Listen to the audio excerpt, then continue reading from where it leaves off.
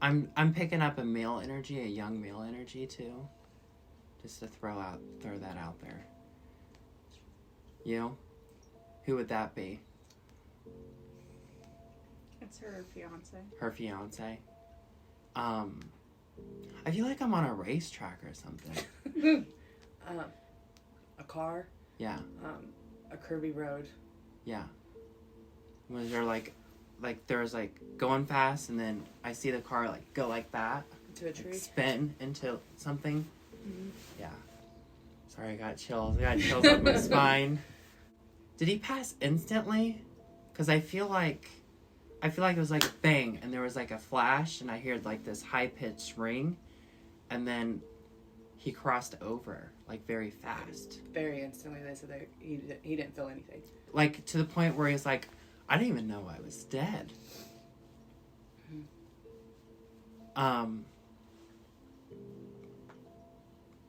Who's constantly wondering about his passing, like if he suffered? Because he's like, I didn't suffer. I'm good. I'm happy.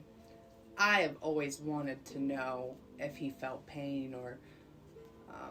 Hi, my name is Miriam, and I received a reading from Colton last fall, and it was amazing. He absolutely hit the nail on the head with multiple things going on. One being my engagement that had recently happened. And then he also brought through my grandmother, who was the one grandparent I personally was not able to connect with, being an intuitive myself. Just super close to her, and that grief made it a little hard for me to connect with her, and he was able to do it. And she was blessing the engagement and just super excited to hear about that aspect of my life. And he also brought forward some information from her regarding what was going on with shifting of friendships and relationships and why that was happening. And if you are questioning whether or not you should get a reading from Colton, please do yourself a favor and absolutely get a reading from him. He is so sweet and kind, and so in tune with what's going on with the other side. And it's a really, really great way to help yourself along your healing journey. Talking about, but did you lose a dog? You lost a dog, but it wasn't her dog, but the dog's with her in heaven. Mm-hmm. Does that make sense? Okay, that's what she's showing me. And she's showing me... She keeps on showing me a butterfly. How do you connect with that? Did you get like a butterfly tattoo in honor of her or something? Because Yeah. she keeps on showing me this beautiful butterfly, and it's gorgeous, but it was artsy, and I'm like, that'd be good for a tattoo. And she's like, she got a tattoo. And she loves it. Was that an honor her? Yeah. Well, she thanks you for it, and she loves it. Oh my god, I gotta give you a hug. I'm giving you a hug. She's like, ooh, you like the Sonny and Cher show? That's her. I used to love that show. And I'm like, I love it too. That's her. Do you know who Sonny and Cher is? Yeah, we'd watch it together. Really? Mm-hmm. I got you, babe. Hi, my name's Tristan. I got a reading from Colton Snyder, and it is 100% legit. He didn't ask me questions about none of my past family members, and it really hit home, and it was very nice to be able to talk to them again. And he's very nice and will go out of his way to help you. She's all about wisdom. Like, she has so much wisdom, and she's like, a lot of times you're like, I hear you say, Grandma, I don't know what to do. What should I do? And she's like, did you guys like sit like on a swing or somewhere? Because I see like a swing, and you talk about life, and she'd give you all this wisdom. She's like, it's what we talked about. Remember our last conversation. Remember this. She keeps on bringing up the conversations you guys had. And she says those conversations will help you in your path, if that makes sense. I feel like she was your best friend. She was. She's like, she's talking about butterflies and stuff, and she's talking about how she loves, like dragonflies too. She loves the wings or whatever. We would sit on her swing and just watch the butterflies. Butterflies, and the yeah. And dragonflies. She's very free-spirited, and she talks about where she is now, how free she is, and she's talking about how she's able to move around. Hey, so my name is Pauline.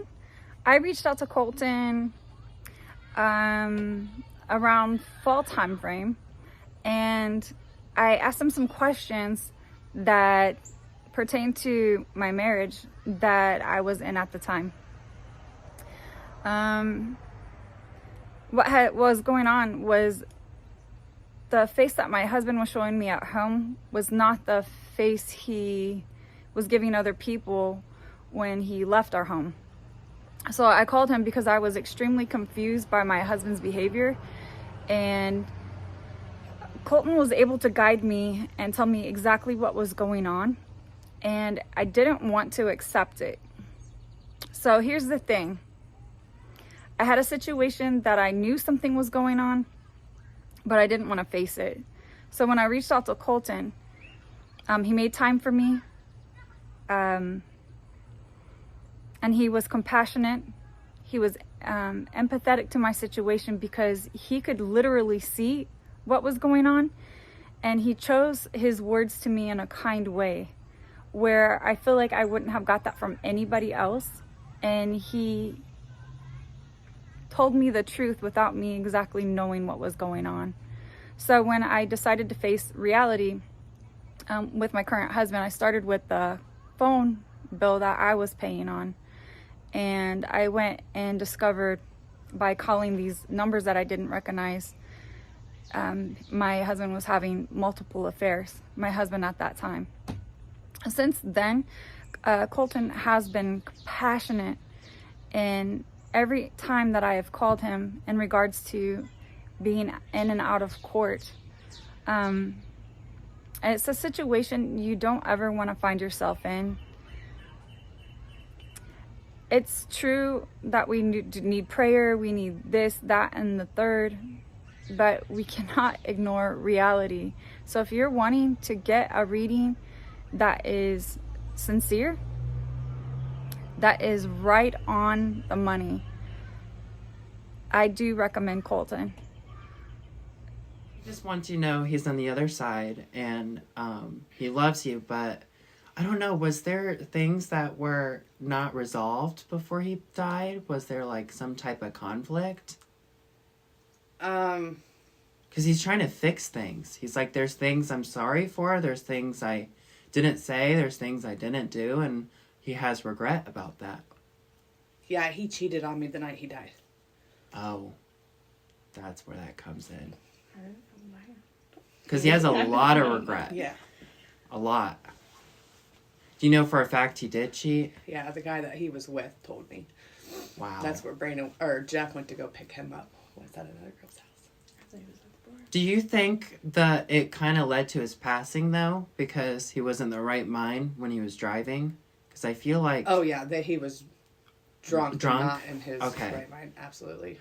Because I feel like what he's shown me, he's trying to make it all positive and funny, but what he's shown me is I see him drinking a lot. Did he drink a lot? Did he sneak out a lot and drink?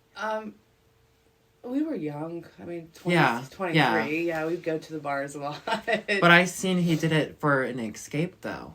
And it wasn't from you. It was from his... I feel like he suffered with mental health but didn't get help from it, you know? He's always unsatisfied, if that makes sense. Like, always bored, always got to be doing something. His brain was always going like this. Oh, he was a go-go getter. Yeah. Like, he always wanted to do something. He can't ever sit down and watch a movie. I feel like he has to go and do stuff, if that makes sense. Yeah, he was a go-getter. I was the one that likes to sit around and, come too close and not do anything. Yeah. Well, I just want you to know he's watching over, and he has a lot of regret from his past, but he's like, there's nothing I can do. You know, there's no...